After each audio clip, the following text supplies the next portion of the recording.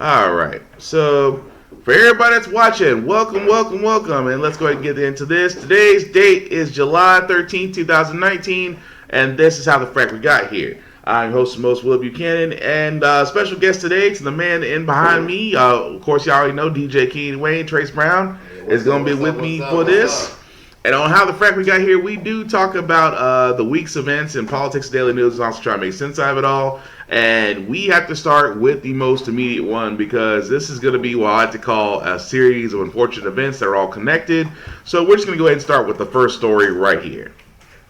Hedge fund made him a fortune and fostered friendships with powerful people, including 2 presidents. But tonight, he stands accused of sex trafficking and abusing dozens of girls as young as 14. Epstein probably thought he'd put his legal troubles behind him with a plea deal in Florida 11 years ago. But as Mola Lenghi reports, federal prosecutors in New York now have a different idea. Dressed in prison blues after spending part of the weekend in jail, multimillionaire Jeffrey Epstein pled not guilty to charges that he enticed, recruited, and molested young girls at his homes in New York and Florida. In a filing, prosecutors referred to Epstein as an alleged serial predator. U.S. Attorney Jeffrey Berman. This conduct, as alleged, went on for years, and it involved dozens of young girls, some as young as 14 years old. Epstein was arrested Saturday night after his private plane from Paris landed in New Jersey. FBI agents broke into his Manhattan townhouse with a crowbar, where they say they found hundreds of pictures of young nude females. The charges detail Epstein's scheme to systematically create what the government says is a vast network of underage girls to abuse. FBI Assistant Director William Sweeney. Children who are asked to engage in direct and indirect sex acts for money. Children who were enticed to do all these things at the hands of a man more than or nearly 3 times their age. Epstein is a former investment banker, friends with the rich and powerful, including then private citizen Donald Trump, Prince Andrew, and former President Bill Clinton, who reportedly took more than 24 trips on Epstein's private jet between 2001 and 2003. In 2002, Donald Trump told New York Magazine, quote, "I've known Jeff for 15 years, terrific guy, and that he likes beautiful women as much as I do, and many of them are on the younger side." The 66-year-old is already a registered sex offender who served time in Florida after pleading guilty to soliciting and procuring an underage person for prostitution in 2007. But a federal indictment against him in Miami in 2008 was not pursued. Labor Secretary Alex Acosta was then the U.S. Attorney in Miami and signed off on Epstein facing only state charges and a lighter sentence of 13 months. CBS News legal analyst Ricky Kleeman. I think there can be no doubt that Jeffrey Epstein, back in 2007 and 2008 in Miami, was a rich and powerful man with powerful friends who absolutely got away with being a predator of young girls. Epstein faces up to 45 years in prison if convicted on the 2 sex trafficking charges he faces, and prosecutors want to seize his $77 million townhouse here behind me. Late today, former President Bill Clinton issued a statement saying he knows nothing about Epstein's crimes and that he only took 4 trips on one of Epstein's private jets. Jim? Mola Lenghi on the east. Okay, so as you can tell from that story, for everybody who knows about Jeffrey Epstein, he, as you can tell, is a known child predator, and now will probably be facing charges after finding multiple things of evidence at his home. Now, the reason why that story is related is because the state prosecutor at the time, Alexa Acosta, was, well, let's just be honest with you. The next story kind of explains why the two are connected. Learned here at CNN that Labor Secretary Alexandra Acosta has resigned. This is huge. This is someone who was confirmed by the Senate in 2017. You had 8 Democrats voting for him, but this is because of the fallout from his handling a decade ago of the plea deal, the sweetheart plea deal that was given to the sexual predator, Jeffrey Epstein, who we now know has more federal charges against him for essentially running a sex ring involving underage minor girls. Again, if you're just joining us, the breaking news this morning, the Labor Secretary Alexandra Acosta is resigning. This is after, remember, that defiant press conference that he held on Wednesday, defending vehemently the decisions he made while he was a prosecutor in Southern Florida. on the Jeffrey Epstein case. And remember, Epstein will be in court on Monday. The president, we were told, was pleased with Acosta's performance in that press conference Wednesday, but something has changed in the last 24 hours. We heard rumblings that the president may not still feel that way. What contributed to this? Of course, our reporters are all working their sources, but this is really big. So again, really should not be surprised about why this is all connected. Because if you haven't noticed, President Cheeto surrounds himself with pedophiles and predators. And unfortunately, these pedophiles and predators seem to have money. And I've said it before and I'll say it again. You always have to follow the money. Because if you haven't noticed, Jeff Epstein is rich. And yet Donald Trump pretends to be rich. He's a con man, so we shouldn't really be surprised about this. At the same time, the people who are basically connected to him have means and opportunity and have plenty of pull in the right areas to make sure that they're able to get exactly what they need. Because you got to think about it for a second. How is a guy like Epstein, who was a registered sex offender in Florida, and charges weren't pursued because the prosecutor at the time, Mr. Acosta, who is now the former Secretary of Labor, did not pursue them? Why, you might ask? I'm going to go ahead and tell you why. It is always a follow the money scenario. Money change hands, charges drop. That's why I say a lot of times, if you really think about it, a lot of people used to say if you got enough money, you can get away with murder. And in this case, you're getting away with child prostitution and underage soliciting. And am I going to sit there and say that he's not going to face charges? I still think he is going to face charges. I mean, he's going to face charges. There's nothing around it now. But at the same time, it amazed me so that everything that always happens to these so-called elite rich people always seem to have a connection with Trump. For some odd reason, Trump likes surrounding himself with very sick people. At the very same time, he always says, I always select the best people. No, you don't. You select people that have paid and purchased their way to your positions, and some of them are very twisted and fucked up people. I mean, correct me if I'm wrong on that, Trace. I mean, you've seen how many people that Trump has aligned himself with. Is it just me, or is it all of them just fucked up? Oh, yeah, we got to realize that, you know what I'm saying?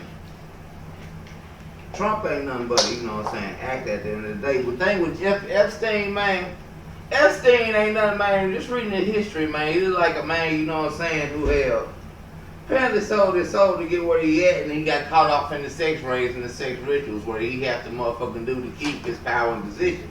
And obviously he fell out of favor with the motherfucker, so all this shit is coming back on his ass. But at the same time, it's just, like I said, it always just, like, my thing is, there's always seems to be a connection somewhere on that.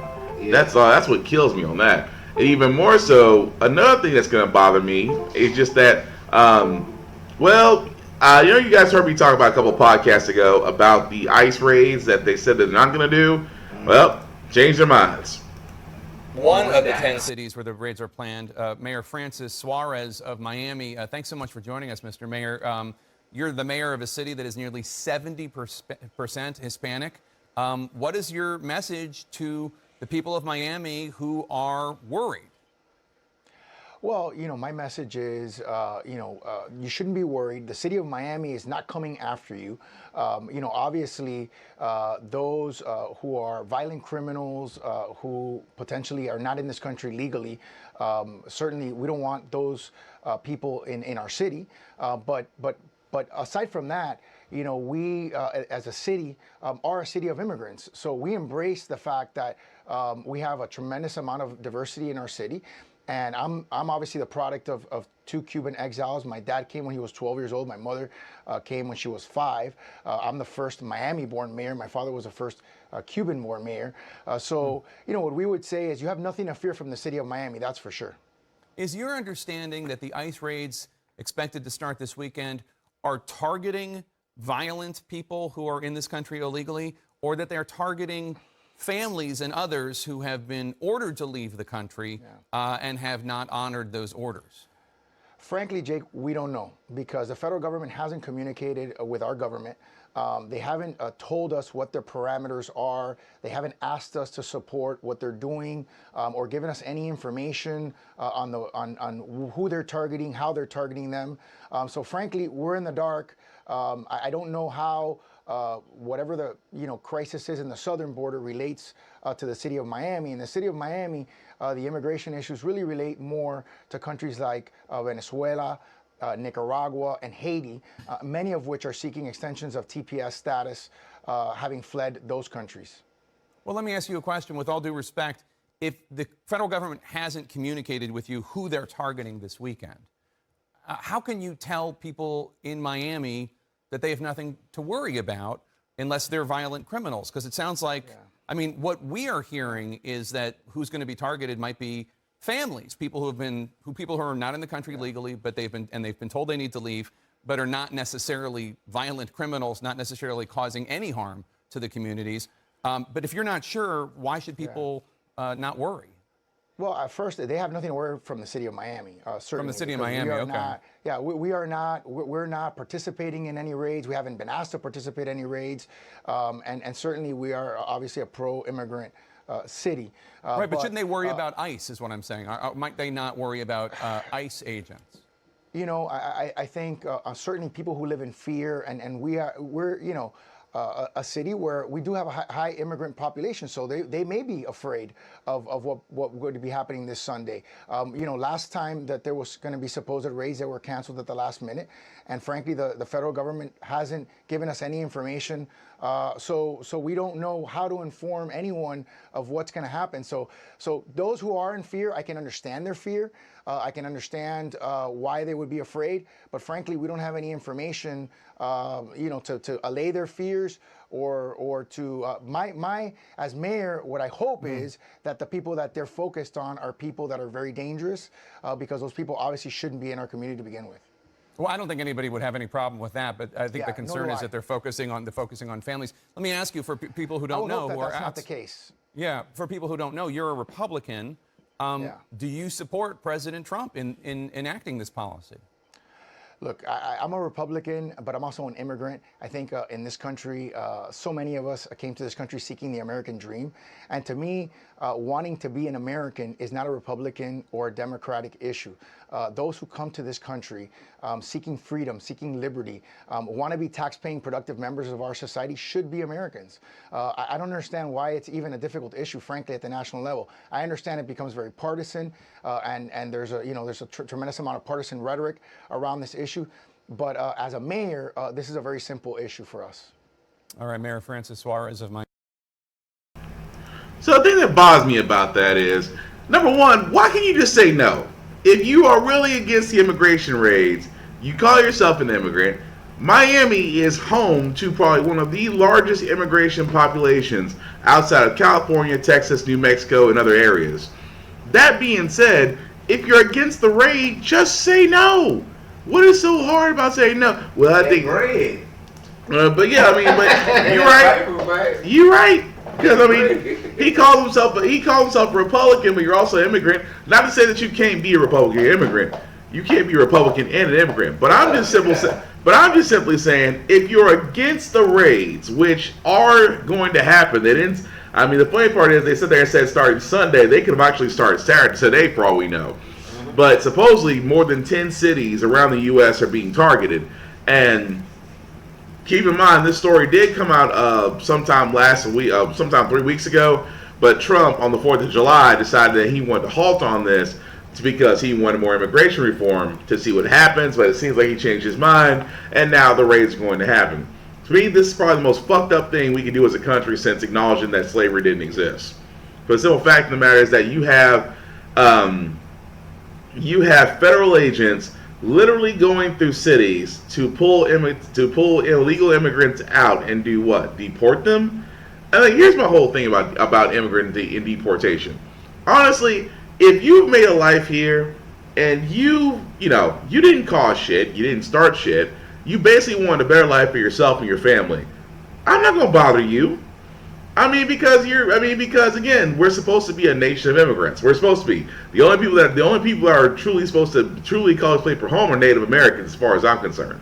And the simple fact of the matter is that for us to be a nation of immigrants, that we're sitting there and turning around and kicking out immigrants, which again makes no sense to me. But at the same time, you want to turn around and sit there and say, well, there are a bunch of legal immigrants taking our jobs. Well, I'm glad y'all said that, because all the jobs that these legal immigrants are doing, who's going to be picking? Who's going to be at Home Depot? Who's going to be housekeeping? And I'm not saying menial jobs is the only jobs that immigrants can do, but I'm saying that they're going to take up a lot of the workforce that really a lot of companies benefited from. So for all those saying that all these legal immigrants are taking our jobs, I just wonder how many of y'all are going to be signing up once y'all realize those jobs are now available and open and to do. That's all I'm saying. But moving right along, though, if y'all guys remember Paul Ryan, you know, the guy that had a hard-on for moving Medicare, he decided he wanted to sit there and say, finally, what we always said about President Trump. He doesn't know shit about running a government. Now, you're probably wondering why in the world that, you know, the former House Speaker decided that now he wants to say something. Well, like most politicians, they're putting out a book. And in that book, American Carnage, he talks about how Trump is literally an idiot.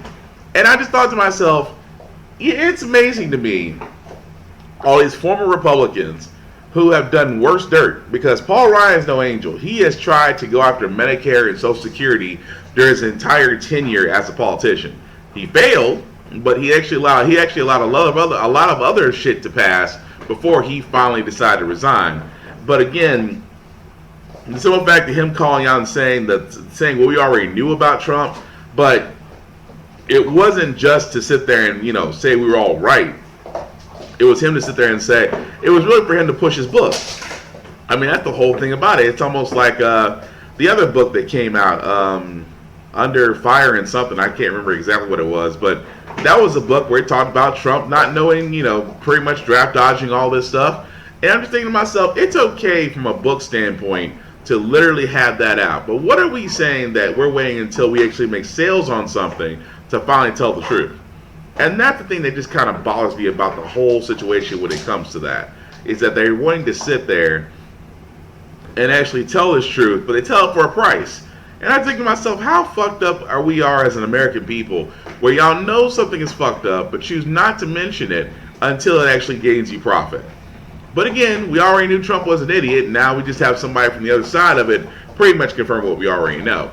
But speaking of idiots, Trump decides that he is still fighting his financial records. And it's eventually going to come to a head, but this is the story. And Terry, that impeachment just one part of a multi-front showdown between the White House and the Congress over White House operations and the president's personal business. That's exactly right, George. What's happening here is the Democrats are getting very aggressive now that the Mueller investigation has closed on these new fronts. For example, today the president is now suing his own accounting firm and the House Oversight Committee because that committee has subpoenaed vast amounts of the business records of Donald Trump. Trump says that he doesn't have to turn those over as a private citizen. Congress doesn't have the power to do this. The problem is Congress probably does have the power to do that. On another front, one of the critical witnesses in the Mueller report, the former White House counsel Don McGahn, who told Robert Mueller that the president had ordered him to get Mueller fired at the Justice Department. And then when that didn't work, the president, and that story broke, the president ordered McGahn to lie to the public that he had ever given such an order. The House now wants McGahn in the witness chair, and the president is trying to block that as well. So you see, this is just beginning. Democrats getting very aggressive, seeking information from President Trump's private financial records. He's fighting back. It'll end up in court. No question about that. Could string out for quite a long time. Meantime, another deadline is being met today. The deadline the House set for the president to turn over his tax returns.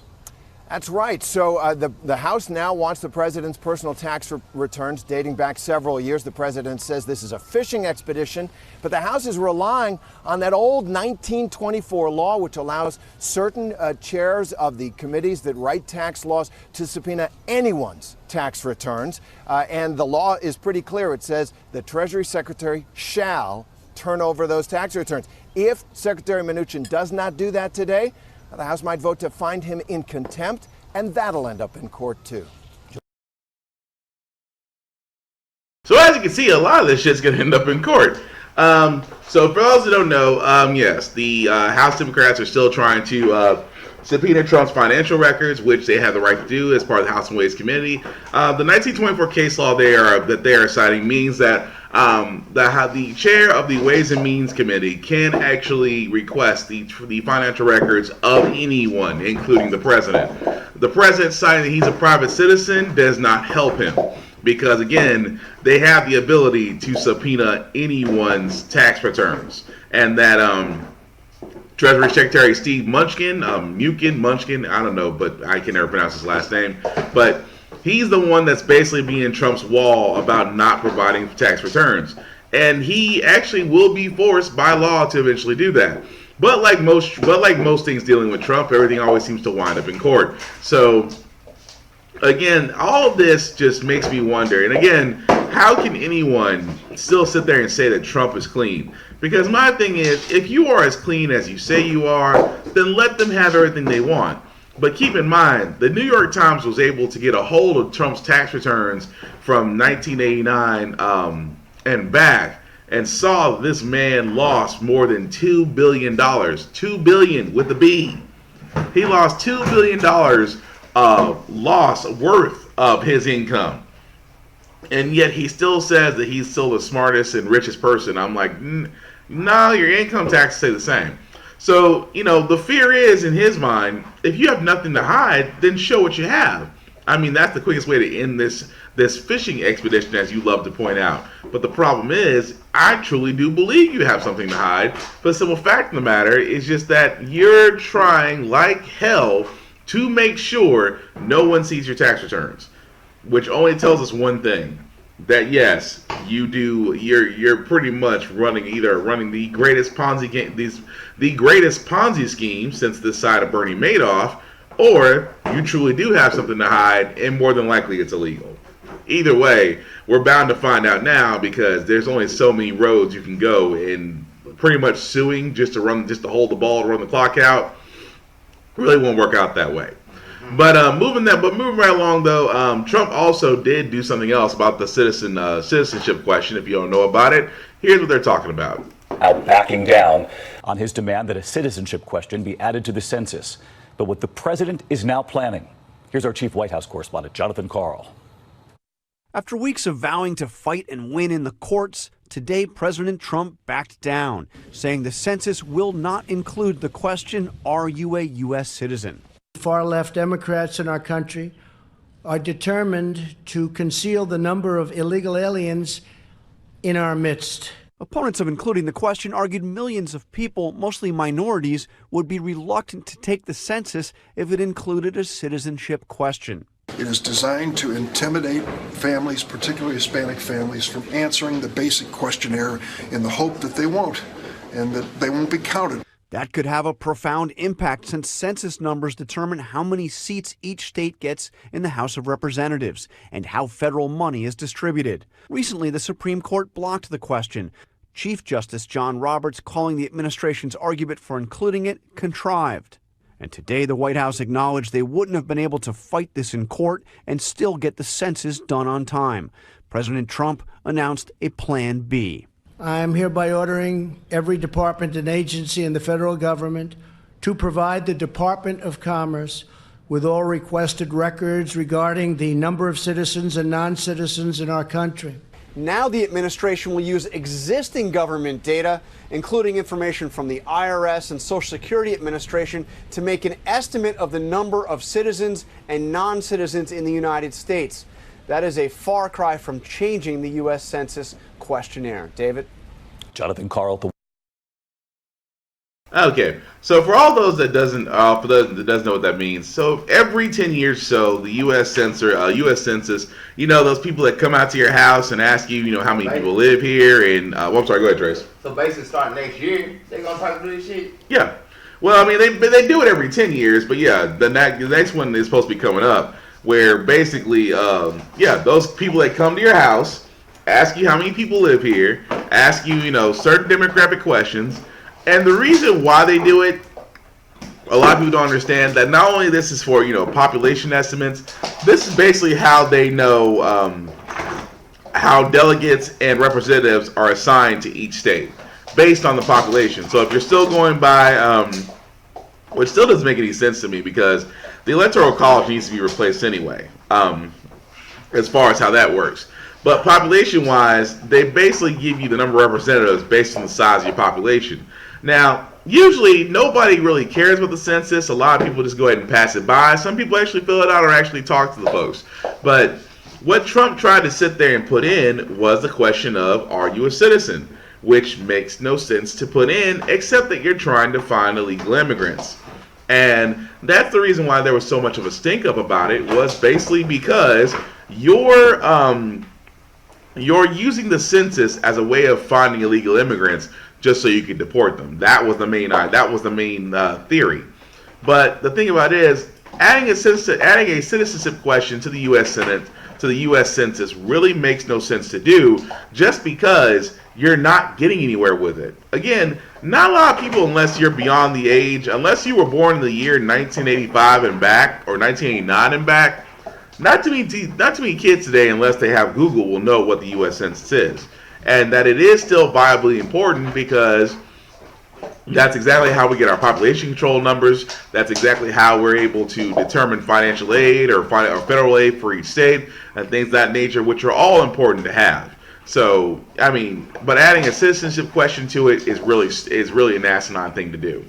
But moving right along though, remember R. Kelly? Well, my nigga.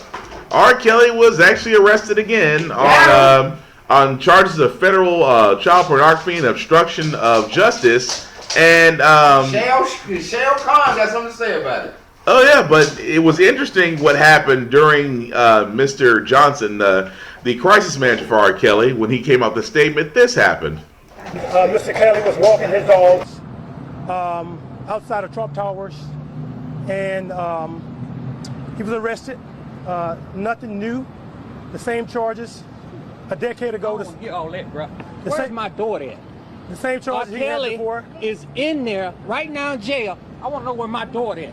Where is she at? Answer that question. Mr. Kelly was arrested yesterday. Answer that question. Walking his dogs yesterday. Move. After he walked his dogs, he was arrested. The Northern District of Illinois and the Eastern District of New York. He's in Cook County right now. He's been held. He's probably going to be arraigned sometime today. He's probably going to have his bond hearing sometime next week. Any questions? I got a question. Where is my daughter at? I met your daughter 6 times. I've seen her in and out of Trump Towers. I haven't seen anything that I would say is suspicious or harmful to your daughter. So yeah, that itself, as you can tell, R. Kelly is arrested again on child pornography and obstruction of justice. So these niggas happen to be there. They just happen to be there. And I agree with Trace, because Trace... These niggas happen. Where's my dog? Same motherfuckers. Same motherfuckers from the damn Survivor R. Kelly. Now we'll say this, because, you know, if you've seen Surviving R. Kelly, which kind of spurned a lot of the upgoing charges against R. Kelly. Now, however you may feel about R. Kelly, this is not his first rodeo. He has been brought to court multiple times for these charges. But the weird thing about it is just that, and you guys heard me talk about this, is where it seems that every time he's brought to court, that either, you know, the witnesses don't come forward, evidence is illegally seized, and sometimes, just like in the previous case of him and the tape with the underage girl and her family chose not to play character witness. So it's gonna be interesting on this one, because again, he's being arrested, and it was funny that he was arrested outside of Trump. He was arrested outside of Trump Towers, which I found interesting. But again, one thing I wanted to point out about this whole thing was, some y'all better know about these little hotels. A lot of these hotels might be used. A lot of these big major hotels be used for motherfucking sex rings and shit like that. That's why they have all these motherfucking extra compartments in the hotels. But that's just a little insider tip, man. Right. And at the same time, it's just the whole thing. Like I said, no matter how you feel about R. Kelly, he does have to have his day in court. But the one thing that would really amaze me about this whole thing, where's the Me Too movement? I'm just saying, I'm like, y'all guys, And I'm not saying the Me Too movement didn't have its purpose. There were a lot of cases out there where people who were sexually assaulted, molested, what have you, did finally come forward and were able to get some justice done against those that harmed them. But in this case, the Me Too movement was the biggest people on R. Kelly, but yet y'all are silent on Epstein, and you're silent on that girl from Smallville who just got indicted and brought in, who was just sentenced to jail time on basically bringing women into a sex cult. But y'all was quiet about that. So it's just amazing how quiet they are about that now. But anyway, follow that story as we go along. But another story which I found funny, I can't say I found funny, but it's always in Florida. Florida just seems to have these weird stories that you just can't make it up. Like, for example, in this one, a former Florida deputy was charged for racketeering because he was planting drugs, possibly meth, on people. And pretty much this is what his superiors had to say about it. Has reached a point where I felt, although it's not complete, and I want to emphasize that, the investigation had reached a point where I felt that it was appropriate because of the nature of the charges and the fact that it was a public employee. I determined that it was appropriate to seek an arrest warrant from a judge and have the defendant arrested, which we have done.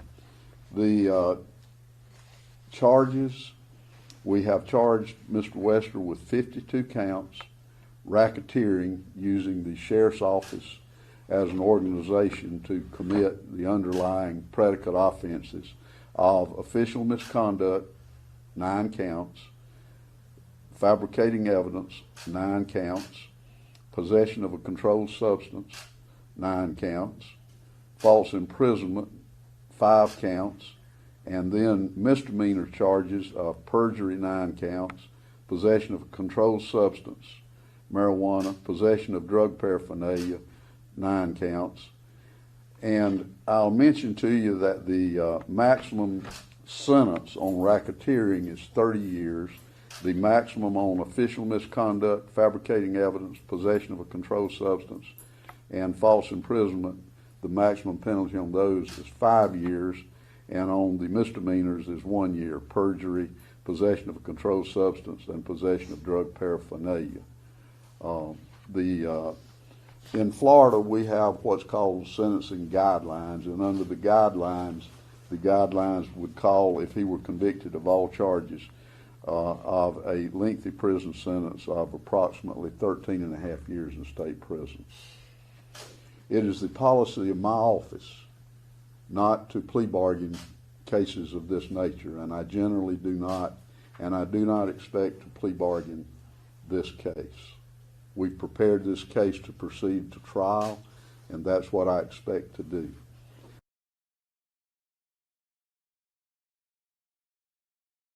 Okay, so let me get this straight, because I had to stop it right there. So this guy got busted for planting drugs on people and bringing up false charges, using his police force sources as means to an end to indict people.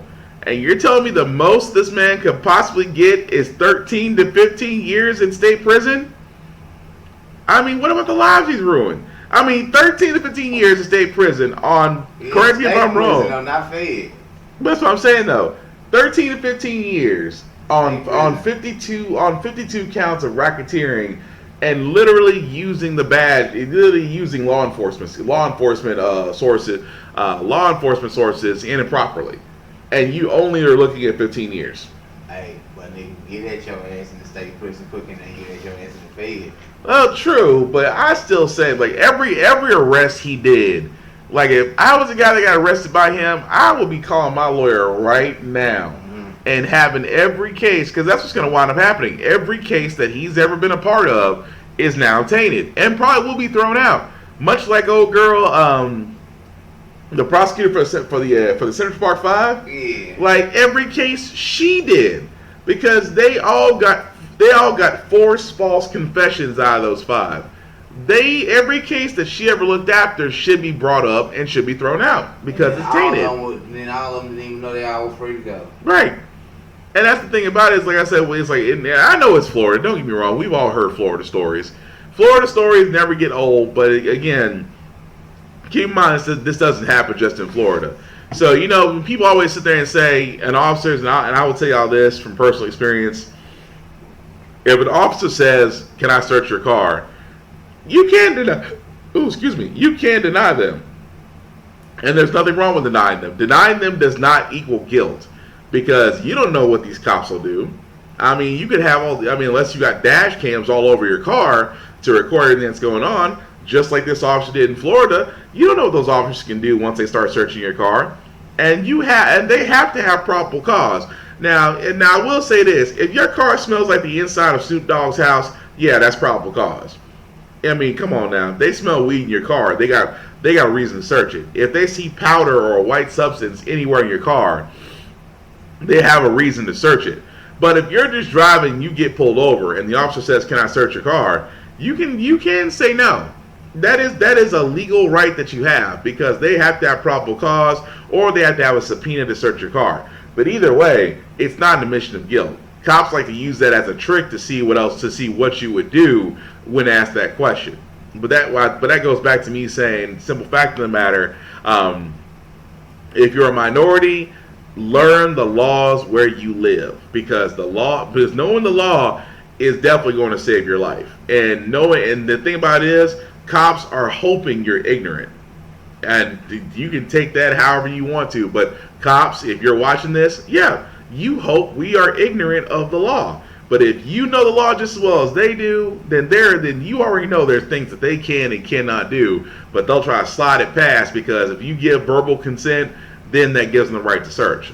But in this case, with this cop though, it betwixt my biscuits that he only is looking at 15 years. But like Trey said, it's a state penitentiary, not a Fed penitentiary. So who's not to say that he may or may not get put in protective custody if he's convicted? Because there might be some bros in there that he might have ran into that might want to get reacquainted with his ass. But But moving right along though, if you guys think that the prices on your foods and groceries, electronics are high now, well, you should be concerned. The trade war with China driving down stocks and fueling new fears, with neither side backing down. The Dow tumbled Monday as China fired back with new tariffs. President Trump overnight offered a new timeline while insisting the U.S. is in a, quote, strong position. Meanwhile, farmers are hurting, and soon everyone's shopping cart will be getting more expensive. ABC's Trevor Ault has the details. Good morning, Trevor. Kenneth, good morning to you. We're only days into these new U.S. tariffs on Chinese imports, and 1 day removed from China imposing tariffs of our own. And already we're hearing from so many people who are saying they and their businesses are being impacted here at home. The effects of the trade war now taking hold. With China imposing retaliatory tariffs, markets lost more than $1 trillion in value Monday, the worst day for trading in months. President Trump still steadfast in ongoing negotiations. This is a very positive step. I love the position we're in. The president giving a timeline, saying it will take 3 or 4 weeks until we know if efforts on the trade deal with China have been successful, pointing to a meeting with China's President Xi in late June. We're going to be meeting, as you know, at the G20 in Japan, and that'll be, I think, probably a very fruitful meeting. But the president still insists China will be paying the tariffs, but U.S. importers, American companies, are the ones on the hook, with the cost usually passed on to consumers. One pro-trade group says it could cost the average family of 4 an extra $767 per year. We're just seeing it more on the pricing side, because we need to match that pricing.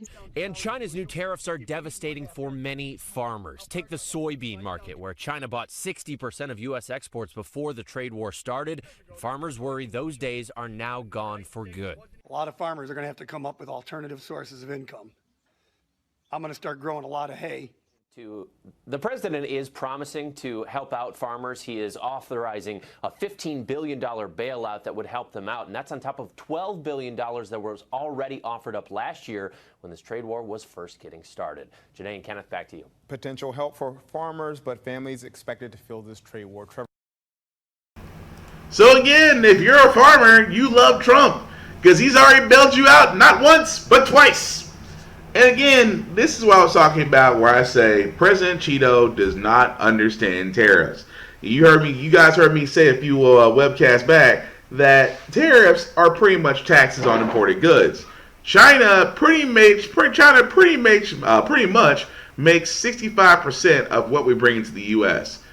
Donald Trump decided that we're getting a raw deal and decided to impose tariffs on China. China in retaliation tried to raise tariffs on us, forgetting the fact that China still controls, like Japan and like India, they control the manufacturing industry. The reason why? Because they can produce a lot more than the U.S. can at a lower price, and that's just the market. They cornered the market on this.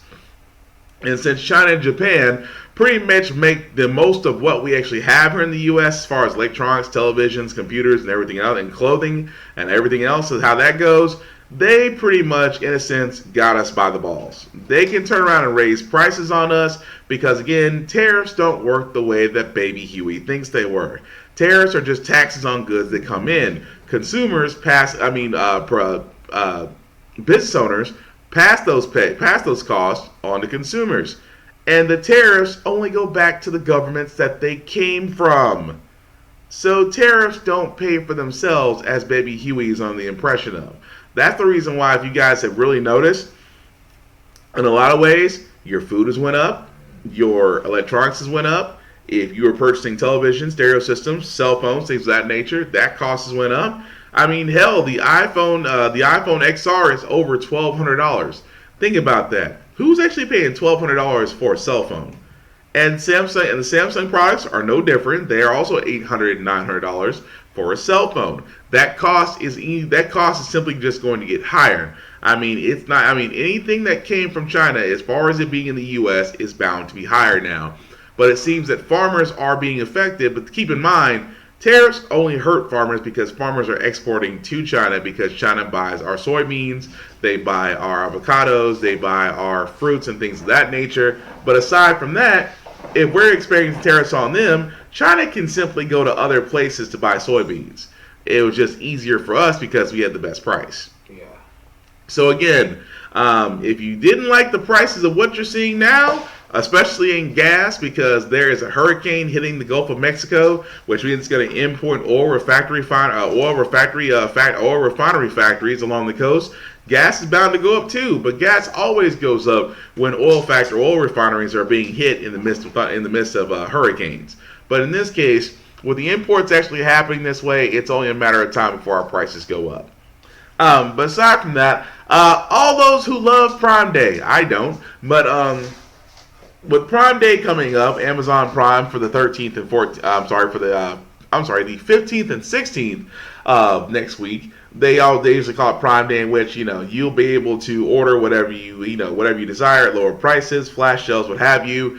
For anybody that doesn't know Amazon, for a company, it is great that they're able to offer you next day shipping at prices that you possibly wouldn't find at other retail stores.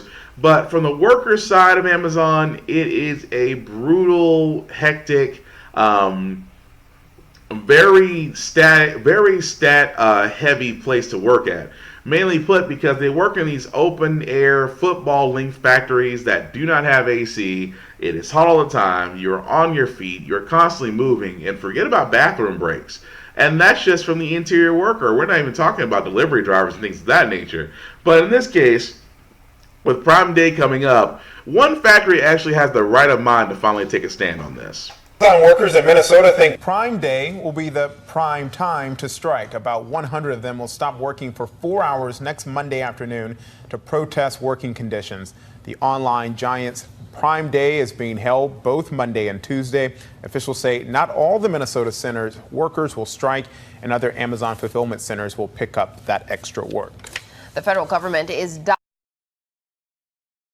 and that's crazy. I mean, it goes to another story, but it is crazy in that sense that you would think but because Amazon is such a employer of large workers, especially here in Nashville, they actually have 3 sites in Nashville now.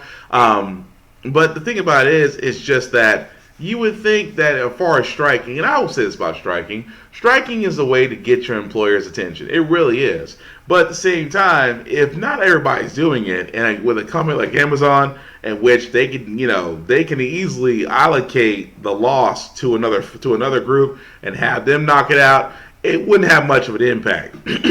But imagine if every Amazon worker decided on Prime Day that today was a day they're not going to work. Now, you can sit there and say, well, they can get fired and they can replace it, and you would be right. But the thing about it is, that one day where everybody decides not to work can make a greater impact than just a few individuals not wanting to work, and that's like it's picked up somewhere else. Now, usually, like I said, I order from Amazon, but I'm not a fan of their working conditions. I'm not a fan of the sweatshop working conditions, because there's nothing wrong with factory work, but again, you cannot push individuals to the point of exhaustion just to make sure somebody's getting their Fruit Ninja mixer by tomorrow. Just saying. But an interesting story that came up, aside from that, moving on from that. So in this 2020 election that's coming up, Democrat candidates are presented with a very interesting question. And this question is being, and it was in a news article I found, was that they're struggling over whether to legalize sex work. And Bernie Sanders, which ironically enough he was asked this, was pretty much asked, would we actually legalize sex work? Now, for all those that don't know what sex work is, I mean prostitution. I mean prostitution. Legalize that shit. The world's oldest profession. So prostitution. Legalize that shit. You know what? Sex working, webcams, things of that nature. But go ahead, Trace. I say prostitution needs to be legalized, because this will make all females either be on one side or the other. Ain't gonna be no more blurred lines with this shit no more. True.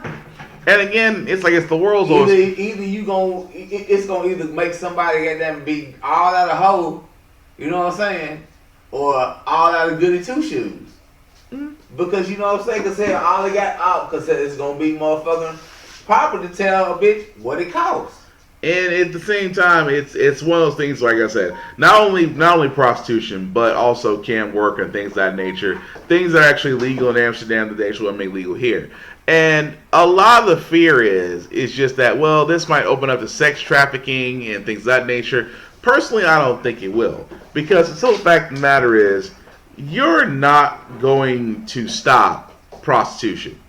You're not.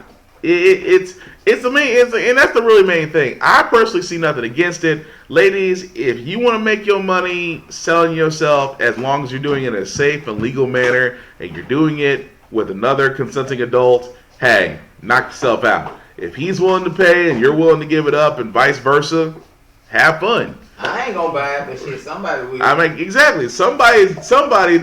There's a market for every seller. There's a market for every buyer. But again, it's one of those things where prostitution is literally, like I said before, and I'm pretty sure there's going to be some people that are going to be on the other side of it, and that's fine. But for me, I mean, I don't partake in it. But at the same time, there might be that one dude who might just be one moment away from being a terrorist, and who knows? Maybe that one night with old girl might have saved a life. I'm just saying. But the simple fact of the matter is, it is a progressive. It is a. My girl might have killed that bitch. Yeah.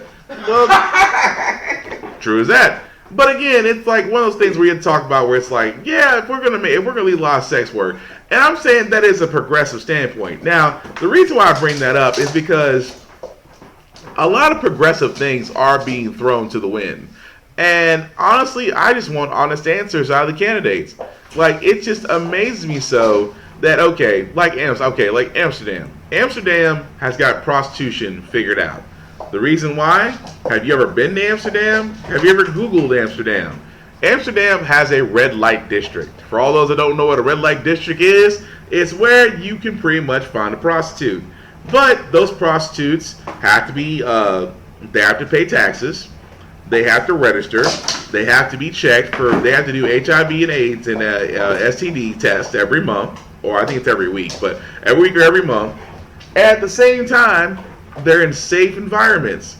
And you know what happened in Amsterdam? The amount of sex trafficking crimes there, 0. All because it's legalized. Almost in the same sense that if you legalize But marijuana, it's still a sex trafficking crime because at the end of the day, motherfucker, that shit still ran by mob.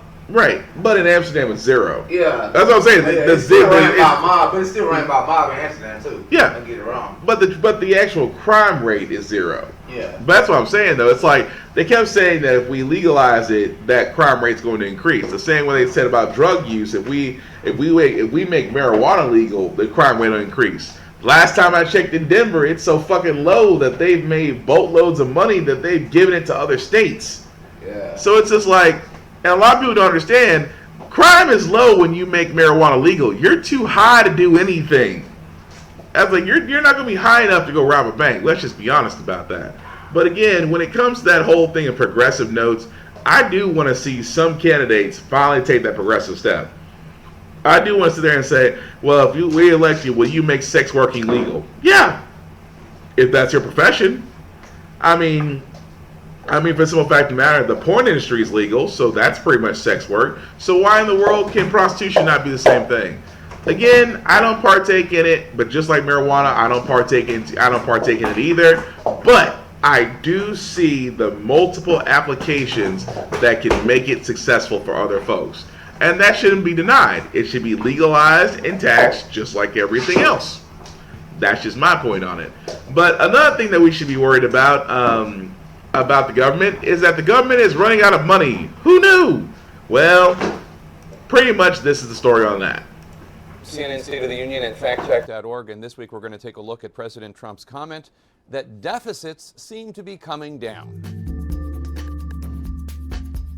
Take a listen to the president making this claim in February. I don't know if you noticed, but deficits seem to be coming down. And last month it was reported and everybody was surprised, but I wasn't surprised. So is that true? Are deficits going down? No, that's not true. It wasn't true in February when he made those remarks, and it's even less true today. First, we should note that the White House did not respond to our request for clarification or any backup data. But it seems that the president may have been talking about the December data that showed a relatively low deficit, $13.5 billion. Okay, I gotta apologize because that wasn't the video I was hoping for. But what was actually going down is that Treasury Secretary Steve Mnuchin said that Friday that the U.S. is running out of cash sooner than expected. So pretty much that the U.S. might default on its obligations as soon as early September, in which they were actually told later on that our deficit ceiling was supposed to work until March of next year. Now you're probably wondering how we're actually hitting this deficit so soon, with being that September's a few months off. Well, the reason being is maybe because we should never spent 20 to 30 million on a freaking July 4th parade that included tanks. For example, for the simple fact of the matter, it's just that Trump likes to spend, and you can tell because look what he's done so far. He's given tax breaks to the rich. He's spent multiple trips back to his home Mar-a-Lago, which we paid him for, and at the same time, he's now asked for that July 4th parade that was 30 or 40 million. And yes, that is my dog with a cone on its head. He just got neutered. So that's the reason why he's trying to get off right now, if you're wondering. But again, we really shouldn't be surprised about the simple fact of the matter is that there's money money is slowly, becoming almost none. Is basically because Trump does not know conservative spending. And I always find it funny that conservatives always say they're the best fiscal spenders, but they're always the quickest ones to run out of money. That's like a gambling addict saying he knows how to. That's like a person who gambles saying they know how to win, but they're constantly asking for more money in Caesar's Palace. But our last story before we get to our feel-good story is one that I found interesting, and at the same time I'm still wondering, because Trump's trying to keep all the drugs from coming through illegal immigrants. Well, this one came through a legal port of entry, and it was actually owned by a bank. Cargo ship captured. and what's being called one of the biggest drug busts in U.S. history. Some 17 tons of cocaine has been recovered, worth more than $1 billion on the street. Officials tell CBS News there might be another 30 tons on board on top of what they've already found. The ship's second mate and crew member have been arrested and charged, admitting they helped load the cocaine from more than a dozen other boats while at sea. Yeah, it came from Chile, Peru, and Panama and the Bahamas before it got to Philly. That's right. It was on its way to the Netherlands. Yeah. This morning, bracing for Barry. The edges of the tropical storm are lashing the Louisiana. Okay, so, all right, so for the simple fact of the matter, as you can see, a ship that was pretty much brought into port was literally and figuratively, in so many ways, had $1.3 billion worth of cocaine on it. That's well over 20 tons. And for the simple fact of the matter is that that's not the only thing that was found on it. There's actually supposedly another 7 billion tons worth of cocaine on it. So, but that it was being owned by JP Morgan Chase really should tell you everything that you should want to know about it. But again, I just found that kind of funny that it came through a legal port of entry, not the proverbial wall that Trump wanted to put up there to sit there and say that was going to happen.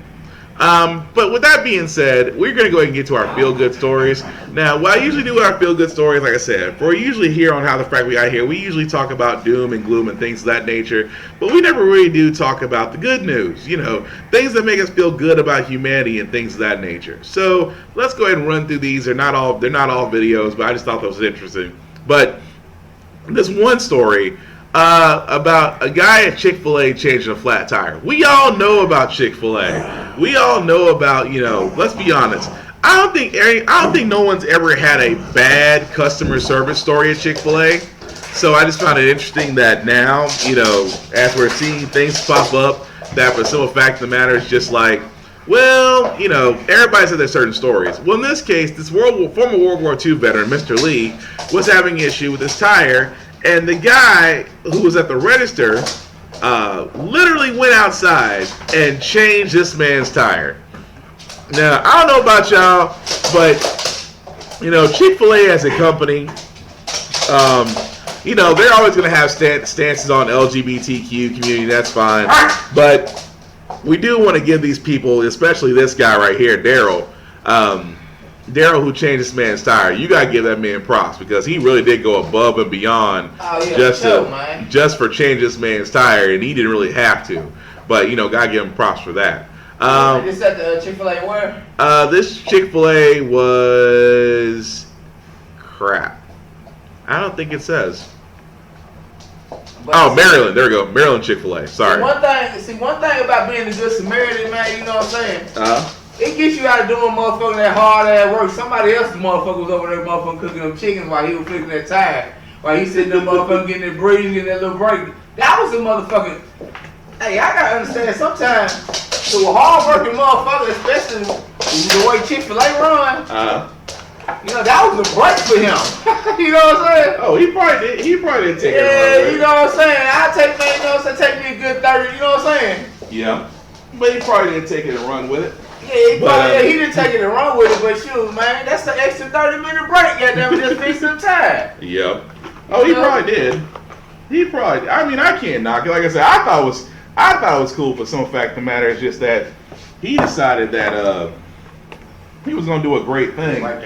Oh, appreciate it. And sorry, y'all, I'm kind of having to adjust the cone because my dog thinks he's slick, and he just got fixed, so he thinks he's slick. Man, and tried to. Okay, well, you're just gonna sit right here till I get this done. Nope, you're gonna sit right here till I get this done. All right, so sorry guys. Like I said, dog got neutered. But so basically, another story which I thought was interesting was this one right here. Was just that the University of Texas in Austin is actually promising to give free tuition to in-state students whose family makes less than $65,000 a year. Now, keep in mind, it is where we're going to as far as education goes, because Bernie Sanders wants to make college free for all. He also wants to eliminate student debt altogether. And all of those are noble causes. And, you know, you'll probably hear a lot of people, naysayers, always talk about, well, it's not possible. Who's going to pay for it? And things of that nature. And again, so it's always interesting to where, when it comes to that, because like I said, I like the step. I mean, Nashville does it itself. They actually offer free tuition for for students that go to community colleges. And let me also say this: there is nothing wrong with community colleges. I mean, because let's be honest, if you've been to college, the first 2 years of college is actually bullshit. I mean, you're not actually learning the career course that you want to learn. So therefore, you kind of have to go through 2 years of bullshit, and then you finally get to learn what you want to. But what I love about this is that University of Texas at Austin is actually taking a step further and pretty much promising free tuition. And let me also say this though, there is nothing wrong with tuition as far as that goes. There's nothing wrong with free tuition. There's also nothing wrong with trade schools. And I also say this, and I say this every chance I get. There's nothing wrong with trade schools because trades are still needed for electricians, plumbers, contractors, architects, culinary. There's nothing wrong with those professions. Electricians, I forgot that one too. Welders, forgot that too. Because each of those careers are lucrative. If I told you how much a welder makes, a welder in their lifetime can make well over 200 grand a year. An electrician can make well over 200 grand a year. Contractor, forget about it. That's at least 300 grand or more after some tenure. So what I'm basically saying is, guys, is just that you should not look down on trade schools because trade schools are alternatives if you don't want to go to college. But you do have to have something. And a lot of people sit there and say college is for everybody. Well, okay, that's fine, but you do have to have something because just getting through with a high school education ain't cutting the shit no more. So you do have to find something. You got to let you get your own business or something like that. Right. And you still gonna need some type of shit to motherfucking, because a motherfucker try to find anything to take that from you. Exactly. So that's what I'm saying in that case. Like I said, it was great. I love finding stories like that where colleges are seeing that for low-income students, and like I said, we're all going to be low-income because I'll be honest with you, I don't know anybody right now that's above the 100K line. I don't know anybody above the 100K line that's well off right now. But again, I just wanted to tell that story. And the final one that I have, I know usually I talk about cops. I usually sit there and say that, some of these cops out here are just really just out just to be bullies with a badge. But I have to give these 3 New York police officers credit because they were called to Whole Foods because a woman was accused of shoplifting. She actually had food stashed in her bag, and instead of arresting her, they actually paid for the food. So to me, this is a feel-good story. For the simple fact of the matter is just that this is actually what I call policing. Because if you're shoplifting just because you're hungry and you have nothing and you don't have anything to pay with, but you're hungry. When you get hungry, you do desperate shit. When you get broke, you do desperate shit. But at the same time, these officers, instead of just arresting her for shoplifting, wanted to help her out. And that's beautiful to me. That to me is a better way of assisting someone than arresting them and taking them downtown to put them in the process just because they were hungry and didn't have a lot of options. But again, kudos to those 3 officers. Like I said, I know every time I bring up officers, it's usually about police brutality and just pretty much just singling out black men. But for these 3 officers, I gotta give them credit for actually doing the right thing, the right moral thing. But with that being said, that's going to pretty much be our podcast for this week. And since I got Trace next to me, Trace, anything you want to plug before we wrap it up? Man, shoot. Before we even really wrap it up, man, I wanted to speak on the one jump, man. I just seen shit on the news. What you got? Man, an officer who lost his job after shooting an unarmed man, he got rehired to collect lifetime pension. Oh, that one guy? Yeah. I saw that story. The guy that pretty much shot him and then turned around and got rehired by the same department? Yeah, they let him get medical disability and get $30,000 a year. Yeah. And it's messed up. And the reason why, they call it a justified shoot. I remember that story that he was given that he literally had a justified shoot, and that's the reason why. And this is a white dude. He shot a black dude. He shot a black dude. He shot a black dude with the pellet gun. Yeah, that was it. Yeah, but nigga basically got paid for killing a nigga. Yeah. Yeah, that shit crazy though, man. But man, it's straight, man. Shoot, I think I might do me a motherfucking afternoon edition of Bump Down since hell. Niggas is motherfucking goddamn up and at it and chipper. You know what I'm saying? Goddamn up at it chipper. I know man. about You know chipper, what I'm saying? but My guy, you know, other than this, you know what I'm saying? We got goddamn in hell. What we got? We got To Be Determined, man. Thomas Reed podcast, man. You know what I'm saying? They come on at 3 o'clock to 5 today. Also got Off Limits podcast, you know, everything off limits, man. You know what I'm saying? We got that shit going and popping and shit, man. You know, we got Vaughn's random as fuck, you know what I'm saying? Is he doing one today? Or did he say he wasn't? I don't know. He might do one Sunday. Wait, he's watching. So Vaughn, you need to answer that question, sir. You're watching this podcast right now. Yeah, he might do one, you know what I'm saying, Sunday. Might do one Sunday morning. Okay. Something like that. But what about you? But what about Bump Down? And what about Bump Down? Yeah, Bump Down. We're gonna do. I think we might do one. You know what I'm saying in a little bit. You know, or later on the night after Off Limits podcast. We gotta pick up sticks. Gotta pick up the sticks. Yeah. Oh, okay. We're gonna go and do bump. We might do a Bump Down or something like that. Yes. I just because I gotta check my. You know, I'm on a new page, so everybody got them in hell. It's gonna be wild for you to catch me, so I'm trying to direct everybody to the motherfucking YouTube. We trying to get everybody to get on our YouTube. Fuck this damn Facebook shit. You know what I'm saying? We want y'all to look at our YouTube. Give us some YouTube views and some likes. YouTube money.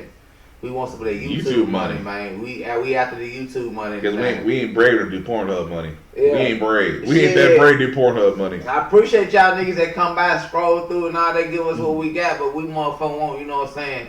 We motherfucking gonna get this shit better, man. Bump Down, Smoke the Truth. Matter of fact, that's what I'm up and might need to do. Okay. And if you don't know what that is about Smoke the Truth, like I always said it best, Smoke the Truth is that check your ego at the door, in your face, brutally honest podcast. I always say about Trace is very unorthodox, but he is very intelligent. And he does speak about things that few people will not talk about, but I do love his outtake on it, and he's interactive. He will talk back to you. Here's the one thing y'all need to understand. We are not those folks that are going to sit there and watch your podcast, watch your comments. We will talk back to you, especially if you have a point or you have a counterpoint, because we're all about interaction. And like you said about Bump Down is music, culture, knowledge, and numbers. Again, I did not know shit. I'll be honest with y'all. I consider myself a very well-informed person. But this man knows more about the music industry than I ever will. And I've learned more watching him, watching him and actually what he's talked about. So again, if you're an up-and-coming artist and you want your music being played on Bump Down, or you're just curious about the music industry as a whole, hit up Trace Brown on Facebook or DJ King Anyway on YouTube. And also, our other buddy Vaughn also does his Step Into the Ring on Rhythm This, where you can ripping us over the rhythm. Hit up A71 Weatherspoon on Facebook or BigBZA.podcast on YouTube, and he'll give you information on how you can actually submit your music for Step Into the Ring. Keep in mind, it's a brutally honest opinion of your music. Yes. So if you trash, we gonna tell you trash, but we're gonna encourage you to do better. Hey, yeah, we'll rape you, but we're going to stroke your head lovely and kiss you on the back of the neck while we do it. But again, it's like, but we're all about, like I said, I'm all about music. I know I'm a heavy critic because I know me and Trace's music taste differ, but at the same time, you got to have variety because not everybody's going to like the same thing. So what I may not like, Trace may like, and vice versa. But again, if you're into music, definitely should watch that. And again, if you're definitely wanting to have that red pill conversation on Smoke Truth, you should definitely do that as well. And like I said, Thomas, we used to call Mountain Puncher, with his To Be Determined podcast, which will probably be between 2 and 3 p.m. today. And of course, later. I am so tongue-tied right now. And later on, we will be having an Off Limits podcast. Trace, I'm going to go ahead and tell you the subject of it right now because I think you're going to like it. And the subject, which we're going to talk about on Off Limits podcast when everybody's here, is pretty much going to be, if the first date doesn't work out, should I be reimbursed for the money I spent? And I figured you would love that. So on Off Limits podcast tonight at 6 p.m., that is what we're going to talk about because I think it was one of those subjects that me and my buddy Tom was talking about, and it just hit me. That's the subject we're going to talk about today. So, again, with the, like I said before, Trey's doing a bump down, which you say, what, about next hour or so? Yeah, so, I'll probably do one. Do something. I'm going to do something. So Trey's doing a bump down, which will go live in an hour or so. After that, Thomas will be having his To Be Eternal podcast 3 p.m. And, of course, later on today at 6 p.m., we'll probably have a full house and doing an Off Limits podcast and a Pick Up the Sticks podcast because we haven't done one in a while. What is Pick Up the Sticks? Pick Up the Sticks is our video game podcast. Pretty much anything that's out there that's connected to a console or PC we like to talk about, especially with up-and-coming games, and pretty much going from there. So it's bound to be an interesting day so far. So aside from that, guys, thank you all for watching. Again, we all have active YouTube pages. So if you look up How the Frack We Got Here, Off Limits Podcast, wow, I just got tongue-tied. DJ King, what'd you call your place? King Eddie Wayne. King Eddie Wayne, and also Big BZA Podcast are all active YouTube pages to where you can like, share, and subscribe. And of course, we still have our I Get That Reference Table of Bosses video vault where you'll be able to see every podcast that we've done so far. So, beyond that, the last thing I usually say on How the Frack We Got Here is all about staying informed. What is staying informed? Staying informed means that you're not accepting everything at face value. You are pretty much taking the time to go beyond it, to do the research, to find the actual evidence, and be able to show somebody what you found in hopes of empowering them to do the same. Because an uninformed community can make a lot of better decisions than an uninformed one, because an uninformed one got us Trump, and that's how the Frack We Got Here. So, for today, guys, I've been Will, that's been Trace. This has been the How the Frack We Got Here for July 13, 2019. Thanks for watching, guys. We out. Peace. Trace out that ass.